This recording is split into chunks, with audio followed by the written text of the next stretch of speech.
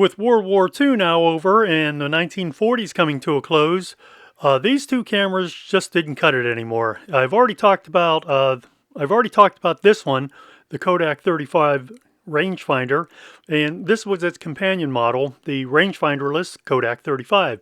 Both these cameras serve Kodak pretty well, but like I said, by the time the 50s rolled around, I think photographers were looking for something different, perhaps something a bit more modern in appearance. And so this is what Kodak produced. Well, I've mentioned in the past that the Kodak 35 rangefinder is one of my least favorite cameras. The Kodak Signet 35 is one of my most liked cameras. I wouldn't say it's my favorite, but it probably is among that group of favorites. I don't know if you can have more than one favorite. Sure, why not? The Kodak Signet 35 was released in 1951 and continued and remained in production until 1958. The Signet 35 was followed by a number of other Signet branded cameras, including the Signet 40, the 50, and then the 80. The 80 was the most advanced and the largest of the group and had interchangeable lenses. But we're only going to talk about the Signet 35 in this video because that's where the Signet story begins. It was introduced at a price of $95, which in 1950 or 1951 was quite high. And at some point, Kodak lowered the price to $75, which is still fairly high considering wages at the time. The styling of the Signet 35 was very different from the Kodak 35 rangefinder, the model that it replaced, as well as the rangefinderless model.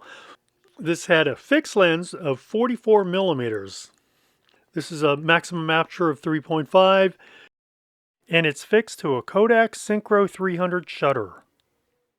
This had fewer available shutter speeds. In fact, it had much fewer available shutter speeds. If you can see the scale, shutter speeds ran from a top speed of 300, and then the other speeds were 100, 50, 25, and B. That meant this camera had no slow shutter speeds. Focusing was accomplished by this tab. There was no other method to focus.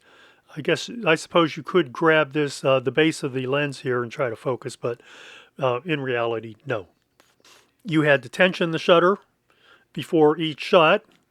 That wasn't unusual because you had to do that with quite a few cameras, including German cameras. And this was your aperture selection lever. You can see how this used a triangular shaped rangefinder patch. And in practice, it works pretty well. If you ever run into a situation in which you've lost the contrast in the rangefinder patch, one thing you can do is you get a colored gel, either amber. Amber usually works pretty well. I've also used a piece of unexposed but processed color film, that orangish film. And so I've cut a piece and you place it not over the rangefinder window, you place it over the main viewing window. And it actually works pretty well to create contrast between the two. And you generally only need that if you don't have contrast for the rangefinder patch. Let's take a quick look around the camera, as we often do. So here's the frame counter. To reset it, there's a small little post here. Just simply push that with your fingernail until you get to the desired start point. Obviously, your two knobs here are marked for you, conveniently. One is rewind, the other one is wind. So you use this one to advance the film, and this one to rewind the film. To open the back, well, let's travel to the bottom of the camera. You have a couple things. You have your tripod socket, not in alignment with the center of the lens. Probably wasn't a big issue for the type of buyer who would purchase this camera. On the front, I think we've pretty much discussed this. This lever tensions the shutter. To change the shutter speed, you actually rotate the face of the shutter. And to change the aperture is this small lever, which I mentioned before. This is your shutter release, so it's a front-mounted shutter release. You'll see this small little tab, press it, and slide this entire piece down toward the base of the camera. And the back now comes off. Looking into the back of the camera, you have your pressure plate, and of course the role of the pressure plate is to keep the film flat against the film rail so that when you take your photo, the film is as flat as possible, and you'll get as sharp a photo as possible, always dependent on the lens being able to record a sharp image. In here, pretty basic. You have your take-up spool, you have your sprocket wheel. This engages the sprocket holes that are in the 35mm film. And you have your rewind post. To rewind the film in the camera, there's a small little lever right here. And it extends slightly away from the body. And you can see it's slight. It has a small serrated edge. So what you do is you simply push that to the left side or toward the rewind knob and then start turning that knob. And of course, because it's knob rewind, it will take you, I'm not going to say a considerably long time, but with a roll 36, it probably will take you about a minute and a half or roughly to rewind the film entirely into its cassette. Obviously, this camera is much smaller than its predecessor.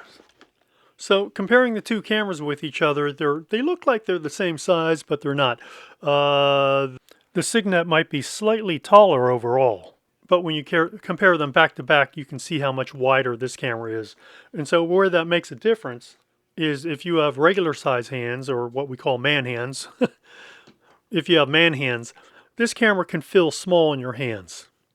The one issue, of course, is the rangefinder when you're trying to use it. Just be careful of moving your finger in front of the rangefinder window, otherwise you could have trouble focusing. So, you know, you're trying to do a lot at one time, right? On the back here, you just have two things. You have your eyepiece, and then you have a small little... This actually is an exposure guide. So down up here is where you would set your... Now, well, let's see... Okay, so they had different film speeds here that were available. In fact, they just had different film types. Kodachrome, Plus X, and Super X. I can't remember the film speed of Super X, but I thought it was like ASA 200. I'll look that up. If I'm wrong, I'll note it on screen. So what you would do is you would put the indicator, this little black indicator, on which film type you're using. Either Kodachrome, Plus X, or Super X. So let's say you're using Plus X, so you would put that so these two line up. Then depending on the type of day it was, you would then move your indicator here. So if you had a hazy sunny day, or let's say you had a cloudy day and your scene was average, you would then shoot at any one of these combinations. 1/300th second. Well, actually, you probably have to shoot a 100 at f4, 1/50th at 5.6, or 1/25th at f8. Or you could use a handheld light meter, whichever you preferred. There was no self-timer on this. And remember, you only had, let me see, you only had a 4-speed shutter plus B. You could call it a 5-speed shutter, but most of us would just call it a 4-speed shutter. 2 years later, in 1953, Kodak released its successor to the Medalist camera, and that was known as the Kodak Chevron. And we'll cover this camera in a different video, but you can see the styling similarities between the two cameras. You can see how this comes down, and same here. They also use these horizontal striping here and then here, and they use, you know, the black on the top deck here and here. And so, you know, there are just a lot of similarity design-wise with the two cameras, and you can see that, you know, there was a lot of thought put into each. This is a very well-made camera. I think it's a little tiny, but in general, though, it's a, you know, I found it to be a fun camera to use. I think the lens on it was decent, not stellar, but of course, you know, we are talking about a Kodak camera. And so sometimes Kodak put really great lenses on its cameras, and sometimes they just put average lenses on this camera. I would describe this as being average, not terrible, not great, somewhere in the middle. So how much does the Signet 35 weigh? You know what that means? Let's get the scale. I'm going to guess that this is a fairly lightweight camera, maybe a pound.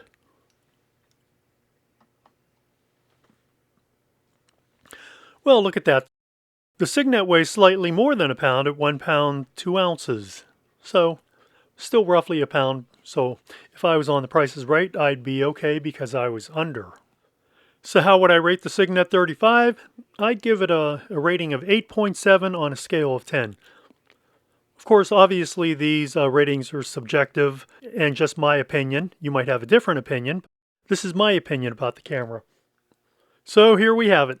The Kodak Signet 35, released in 1951. The successor to the somewhat ugly Kodak 35 rangefinder. And a nice little gem, whether you're a user or a collector. Thanks for watching this video, and if you're so inclined, you could hit that like and or subscribe button. And if you have any thoughts about this camera, please feel free to leave them in the comments below. If you have a camera in mind that you'd like to see me take a look at in a future video, you can also let me know in the comments below, or you can send me an email at contact@camera-talk.net. And that's it. Thanks for watching, and see you next time.